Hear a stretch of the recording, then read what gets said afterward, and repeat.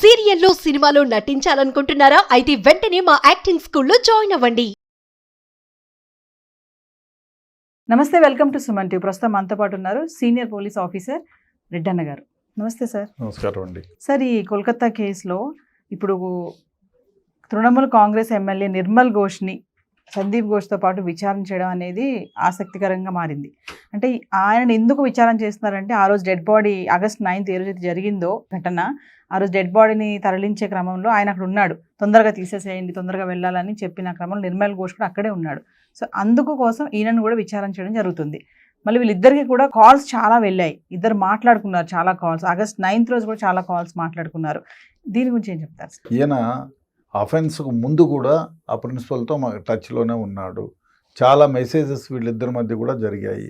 అయితే అఫెన్స్ అయిన తర్వాత సీన్ ఆఫ్ అఫెన్స్లోకి వచ్చేసినాడు ఈయన. ఎమ్మెల్యే, తృణమూల్ కాంగ్రెస్ ఎమ్మెల్యే, ఆ ఎమ్మెల్యే తన సీన్ ఆఫ్ అఫెన్స్లోకి వచ్చి ఈ ప్రిన్సిపల్తో పోలీస్ ఆఫీసర్తో కలిసి ఉన్నాడు ఆ రోజు. There is ample evidence.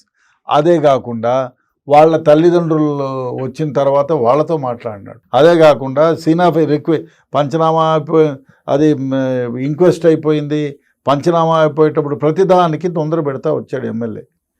ఆయన్ను సిబిఐ అడిగారు, ఏమయ్యా why should you come here అంటే, నా ఏరియాలో ఈ అఫెన్స్ జరిగింది నా ఏరియా కాబట్టి సో నేను వచ్చాను అని చెప్పి ఏదో ఎక్స్ప్లెనేషన్ ఇచ్చుకున్నాడు.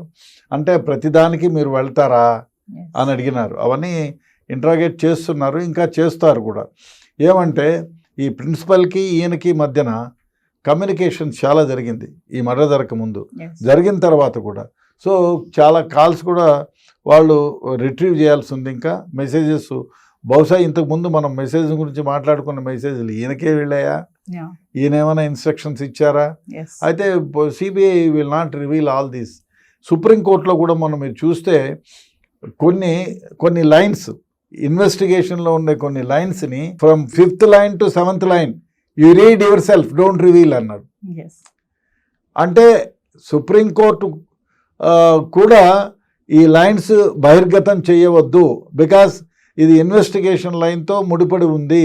అదేవిధంగా కొందరు పేర్లు వచ్చినప్పుడు 8th line to 11th line names don't reveal and read your self అన్నారు. అంటే సుప్రీంకోర్టు కూడా గోప్యతను పాటిస్తుంది.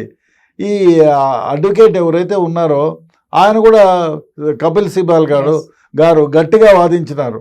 దీన్ని అసలు ఇన్ కెమెరాలోనే వద్దు, వితౌట్ పబ్లిసిటీ ఇదేం లేకుండా వాదించాలని చాలా చాలా గట్టిగా వాదించారు. అయినా కూడా సుప్రీంకోర్టు సైడ్ నో, పబ్లిక్లోనే చేస్తాము, కానీ ఎక్కడైతే కేసుకు సంబంధించిన రహస్యాలని పాటించాలనో బయటికి బహిర్గతం చేయకూడదు అనుకున్నాము, దానిని మేము will keep it in camera only, దాన్ని అసలు బయట పెట్టము అని చెప్పి దానికి అనుగుణంగానే కొన్ని సందర్భాల్లో డోంట్ రీడ్ యువర్ సెల్ఫ్ అని చెప్పినారు. సో ఆ విషయం చూసుకుంటే ఈయన ఈ ఎవరైతే ఎమ్మెల్యే తృణమూల్ కాంగ్రెస్ నిర్మల్ ఘోష్ ఉన్నాడో హీ ఈజ్ రెస్పాన్సిబుల్ అనుకోవాల్సి వస్తుంది. అదే కాకుండా డెడ్ బాడీని ఇచ్చిన తర్వాత తొందరగా పోయి ఖననం చేయండి అని మొదలుపెట్టినాడు. ఈ హడావుడిలో ఇంకో విషయం ఏమిటంటే, ఇంక్వెస్ట్ పెట్టిన తర్వాత డెడ్ బాడీని పోస్ట్ మార్టంకి ఇచ్చేటప్పుడు they have to give a requisition. So ఆ రిక్విజేషన్ కూడా లేకుండా డెడ్ బాడీ నుంచి హ్యాండ్ ఓవర్ చేసినారు, తర్వాత ఇచ్చినారు. అది కూడా అసలు అప్పుడు ఏమేమి డెడ్ బాడీ పైన ఉండే వస్తువులు ఏమేమి ఉన్నాయి అని, ఏమేమి ఇంజురీస్ విజిబుల్గా అవన్నీ నోట్ అవుతాయి.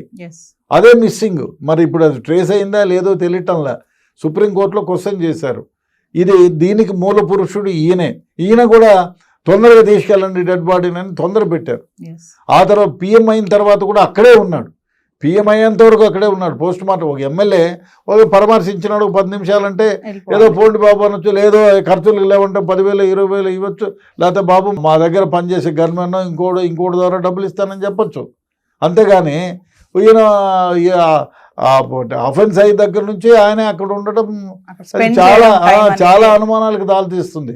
అదే ఆడవర్లో అక్కడే ఉండి డెడ్ బాడీని పంపించి మళ్ళీ డెడ్ బాడీ వెళితే దాని వెంట వెళ్ళి వాళ్ళమ్మ నాయనతో చెప్పి ఇమ్మీడియట్గా డిస్పోజ్ చేయండి, రీపోస్ట్ మార్టం జరగకుండా చేయడానికి ఆ అమ్మాయిని డెడ్ బాడీని డిస్ట్రాయ్ చేసేంత వరకు తొందర పెట్టాడు. ఆ డిస్ట్రాయ్ చేసేటప్పుడు కూడా ఈయన హస్తం ఉంది, దానికి సంబంధించినవన్నీ తొందరగా చేయడానికి ఈయన ముందుబడి చేశాడు అని చెప్పి. అదే కాకుండా వాళ్ళ ఇంటికి ఎందుకు పోవాలా, వాళ్ళ అక్కడ డిస్ట్రాయ్ చేసేటప్పుడు కూడా అక్కడికి వెళ్ళాడు, why should you go there అంటే ఈయన పాత్ర ఉంది. సో ప్రిన్సిపల్ పాత్ర కానీ ఈయన పాత్ర ఉంది. అదేగా అందుకోసమే ఈ నిర్మల్ ఘోష్ని ఈ ప్రిన్సిపల్ని ఇద్దరిని కూర్చోబెట్టి ఇప్పుడు ఏమైతే ఎవిడెన్సెస్ కలెక్ట్ చేశారో, ఇద్దరి టెలిఫోన్లలో నుంచి ఏమేమి మెసేజ్లు రిట్రీవ్ అయ్యాయో ఇవన్నీ కూడా బహిర్గతం చేసి ఒక దగ్గర పెట్టుకొని వీళ్ళిద్దరిని కూర్చోబెట్టి ఇంట్రాగేట్ చేస్తారు. ఇంట్రాగేట్ చేస్తే వీళ్ళు మెసేజ్లు డిలీట్ చేసినేమో బయటకు వచ్చినాయి, నీకే వచ్చిందా మెసేజ్ 3:45కి, you are there at the spot. అదే కాకుండా నువ్వు ఎక్కడున్నప్పుడు ఈ మెసేజ్ వచ్చింది కూడా గుర్తుపడతారు, ఎందుకంటే నీ లొకేషన్ ఉంటుంది. So you are there at that location, what made you to come this. కాబట్టి ఇవన్నీ కన్ఫర్మ్ చేసి ఎవిడెన్స్ని క్రియేట్ చేస్తారు.